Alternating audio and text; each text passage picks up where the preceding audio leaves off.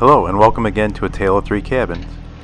Today I got a little project. I want to put a shed roof on the side of my shed on the other side to house some of my attachments. So I'm going to put some posts in. I was looking at a post hole digger, a Countyline one from Tractor Supply, and it just so happens that my neighbor has one. So he's going to let me borrow it. He left his garage open for me, so I'm heading over there right now. I'm going to load it up and see if I can use this thing. I never used one before. I know there's no instructions, so I'm going to have to figure it out kind of on my own. I don't think it's too hard to figure out, but again, I've never done it.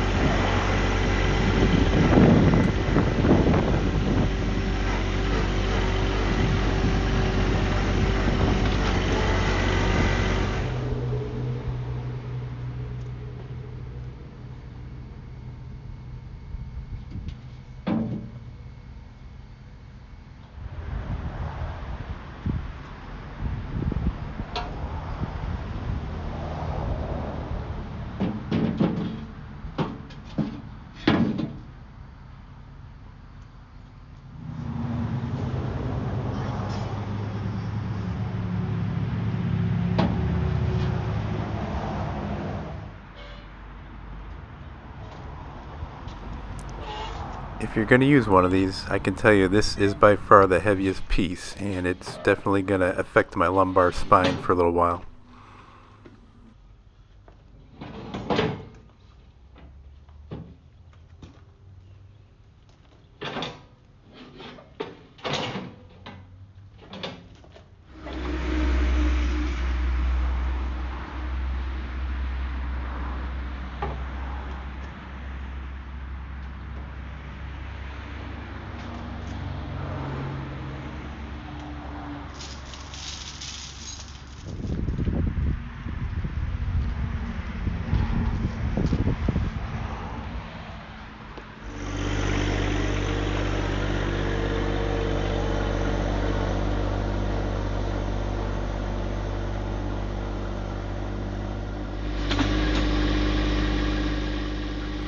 So the first thing I need to do is remove the backhoe.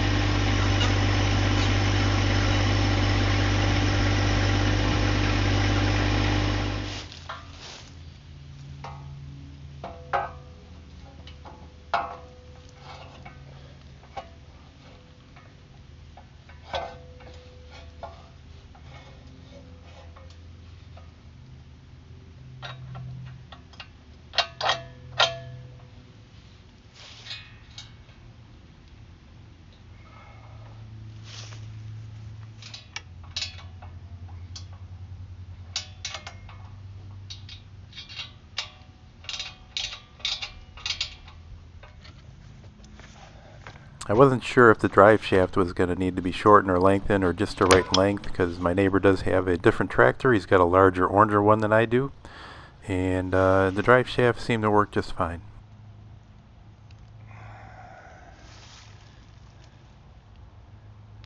So for reference, if you're ever going to hook one of these up and never had one before and don't have a manual like me, obviously your drive shaft connects up to the PTO.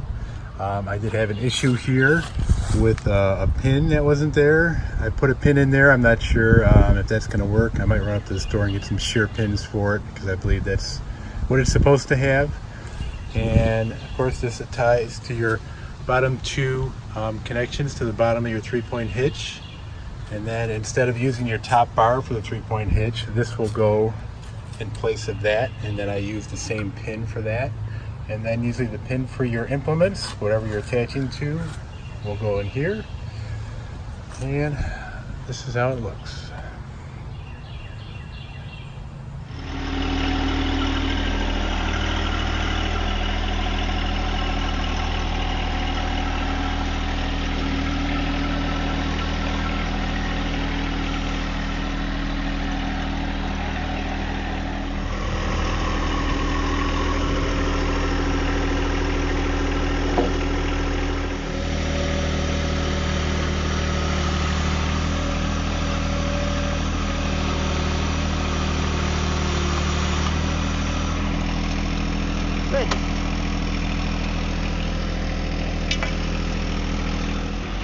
So I'm going to start off a little cautious here.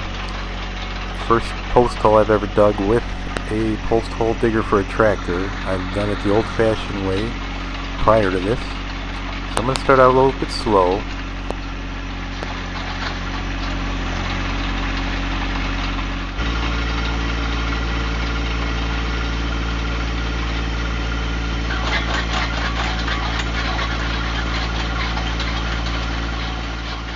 You can see there's some puffs of smoke coming out, and that leads me to believe that I'm hitting some kind of rock.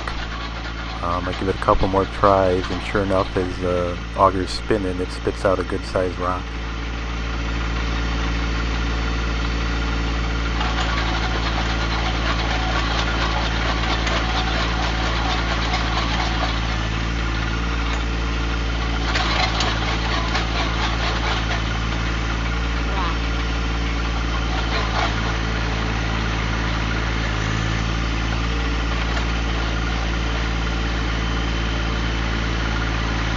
So as I come close to my depth, I really stop easing up on the lowering, and once I feel it grabbing, I start pulling up, just so it doesn't bottom out like I've seen on other YouTube videos and read on some other forums.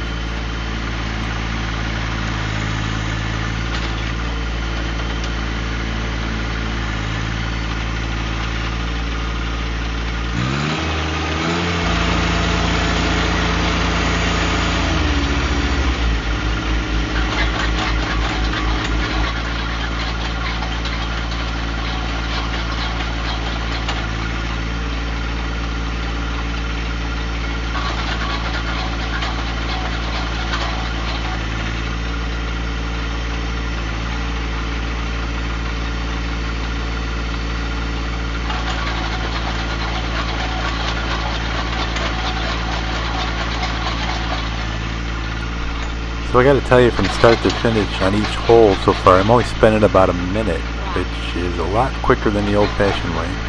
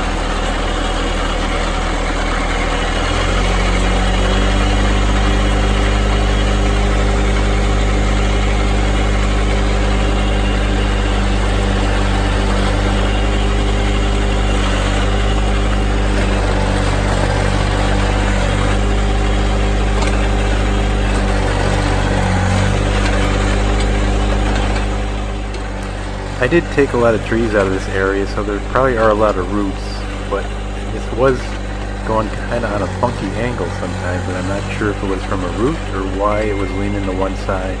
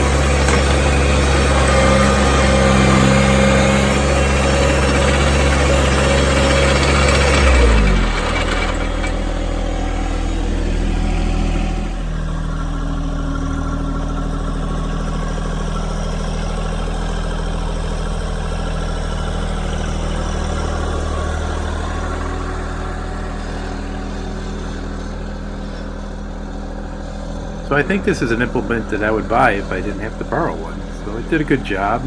It was easy to set up. It's a little heavy carrying that main piece, but other than that, it worked pretty good.